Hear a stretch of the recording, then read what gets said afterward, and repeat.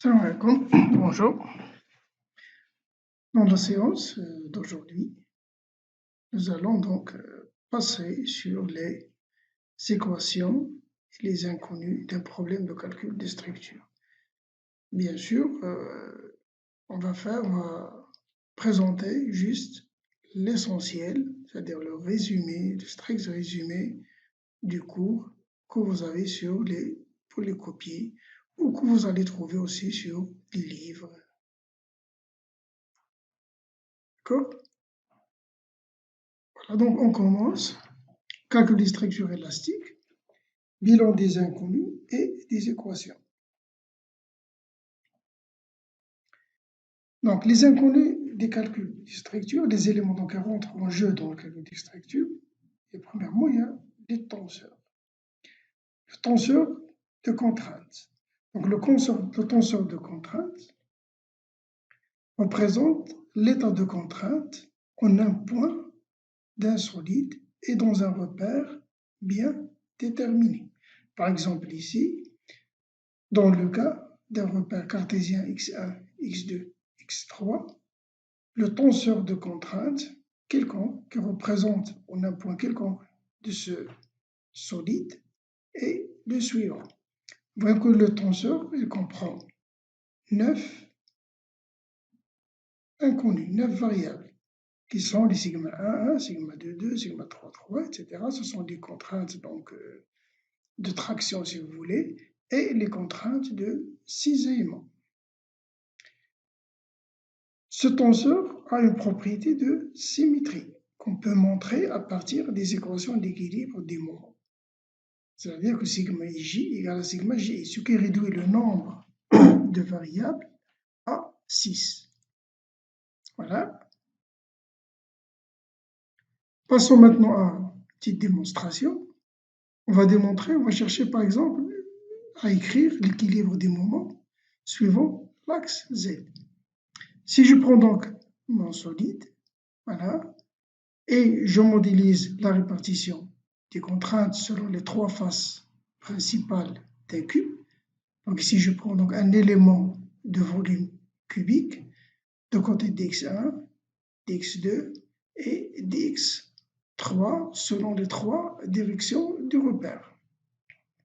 Voilà donc la représentation des contraintes sur les faces se représente comme suit. Donc suivant l'axe x1, j'ai sigma 1 et sur la face, les contraintes tangentielles sont sigma 1, 2 et sigma 1, 3. Sigma 1, 2, ça veut dire que la face de normale x1 et la contrainte, il est parallèle à x2. La même chose ici, la contrainte de cisaillement sur la facette de normale x1, c'est-à-dire x, est parallèle à x3, et ainsi de suite sur les autres faces.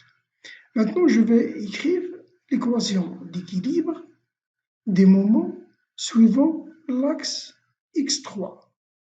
Suivant l'axe x3, les moments non nuls sont le moment de sigma 1, 2, d'accord, qui vient donc de la contrainte, qui résulte de la contrainte sigma 1, 2 par rapport à x3, qui est égal à sigma 1, 2 fois ds1, ça donne donc df, c'est-à-dire l'élément de force, sigma 1, 2 fois ds1, c'est l'élément de force, fois le bras de levier. Le bras de levier, c'est la distance, c'est dx1. Donc dx1, la distance de la force du bras de levier par rapport à l'axe, c'est dx1. Et ici, j'ai sigma 1, 2 fois ds1, c'est df1, c'est-à-dire l'élément de force. Donc la force, le moment de sigma 1, 2 par rapport à x3, donc ça va donner sigma 1, 2 fois d de s2, ici, de cette surface, fois d de x2. Donc le bras de levier est égal à d de x2, c'est cette distance de là à là. Sachant que ds1 est égal à dx2 fois dx3, c'est égal à dx2 multiplié par dx3, et d de s2 est égal à d de x1 fois d de x3 égale à d de x1 fois d de x3. Donc, je vais écrire, donc sigma 1, 2 égale à d de x2 fois d de x3 dx1 et moins sigma de 1 dx1 dx3 dx2. Voilà, ici j'obtiens le volume. La contrainte, donc voilà, le volume est homogène à un moment. Je simplifie, puisque dans le cas général, aucun de ces termes-là n'est nul. D'accord? Donc il reste, la seule condition, c'est que sigma 1, 2 égale à sigma de 1. Et ainsi de suite pour sigma 1, 3, ici égale à sigma 3, 1, et sigma de 3 égale à sigma 3, 2. Ok?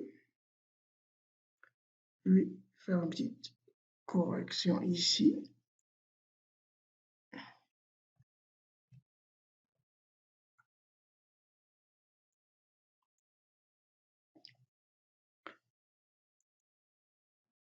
Donc, on réduit maintenant, voilà, donc le tenseur de contrainte se réduit à 6 variables.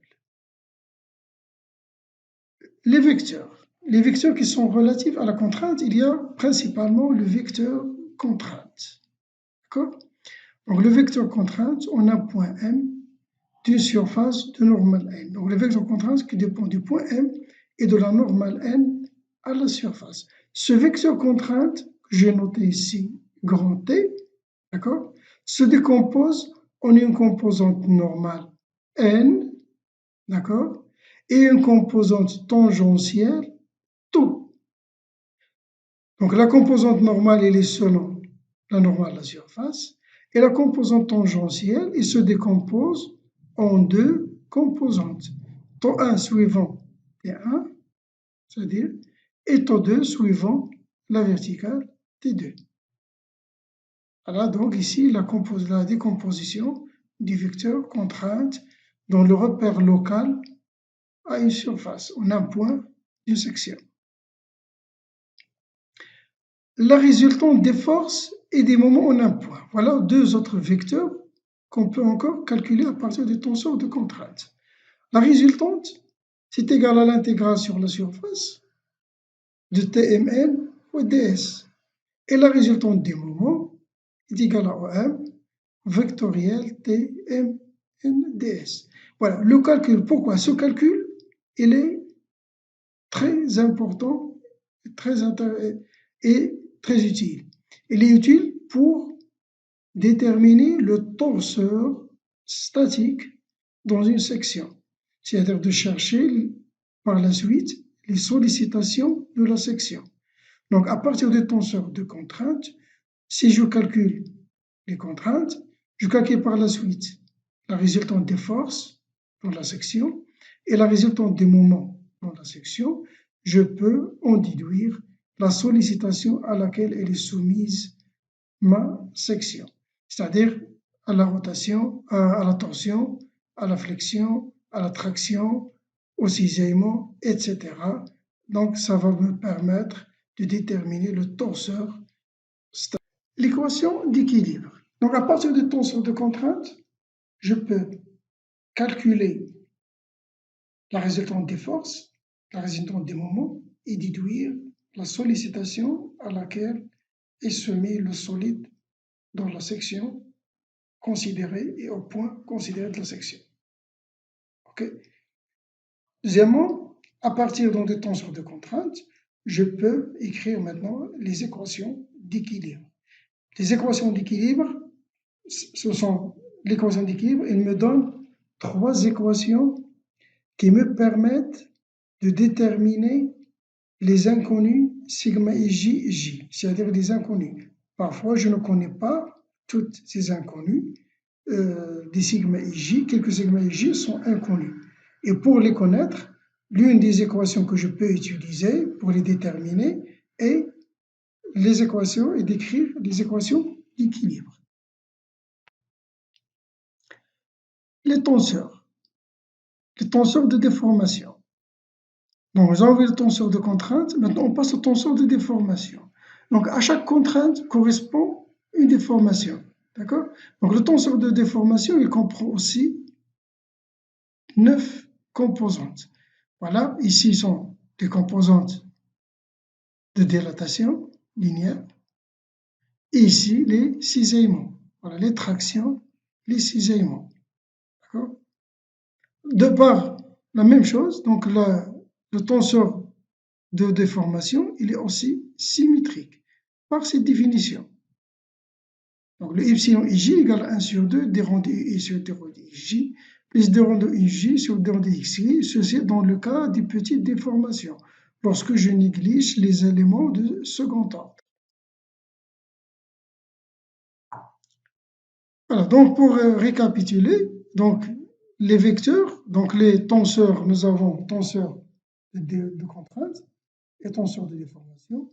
Concernant les vecteurs, nous avons le vecteur déplacement, le vecteur force et aussi le vecteur moment, et le vecteur contrainte dans une section. Je passe maintenant à la loi de comportement. Donc un solide se comporte suivant 3 phases. La loi de comportement comprend 3 phases. La première phase, c'est la phase élastique réversible. D'accord? C'est la phase d'élasticité.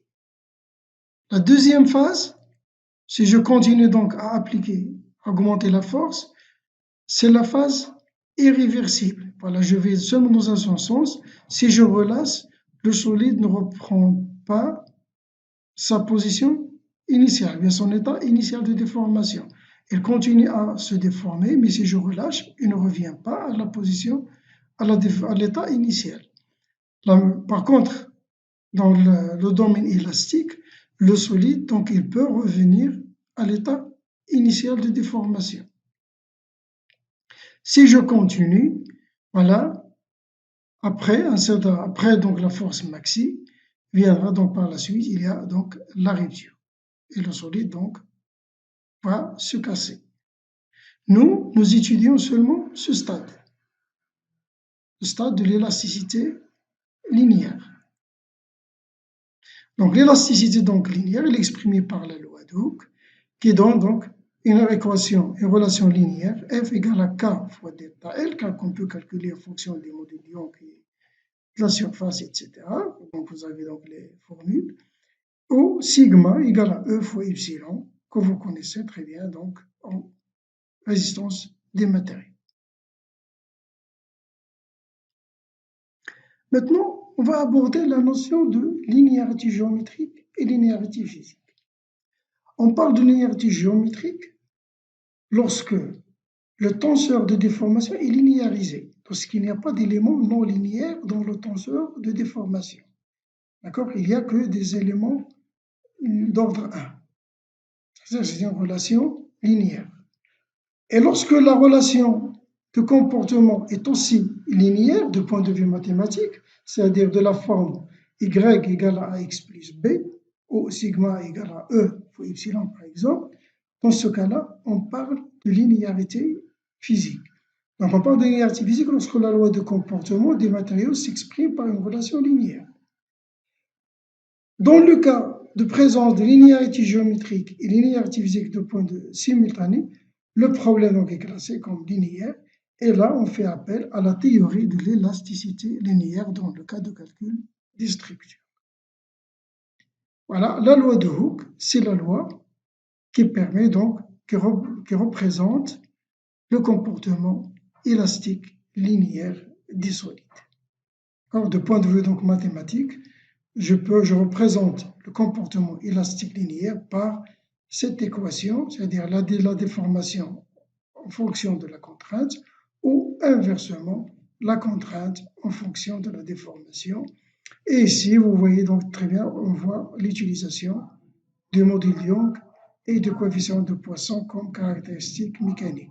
Donc, dans le calcul élastique linéaire, nous avons besoin de ces deux constants. Parce que vous travaillez sur le logiciel, donc les propriétés mécaniques à rentrer sont le coefficient de Poisson et le module Young. Donc, au total, si je compte donc le bilan des inconnus, j'ai 6 inconnus introduits par le tenseur de contrainte. Le tenseur de déformation introduit 6 inconnus. Le vecteur de déplacement, 3 inconnus. Au total, 15 inconnus. Pour les résoudre, il me faut 15 équations, un système de 15 équations. Les équations disponibles sont l'équation d'équilibre, il fournit 3 équations. La loi de comportement, il fournit 6 équations, c'est-à-dire des contraintes en fonction de déformation ou l'inverse. La relation déformation-déplacement fournit 6 équations. Au total, j'ai 15 équations. Donc, un problème d'élasticité linéaire dispose de 15 équations et de 15 inconnus. Donc, c'est un problème soluble analytiquement et manuellement.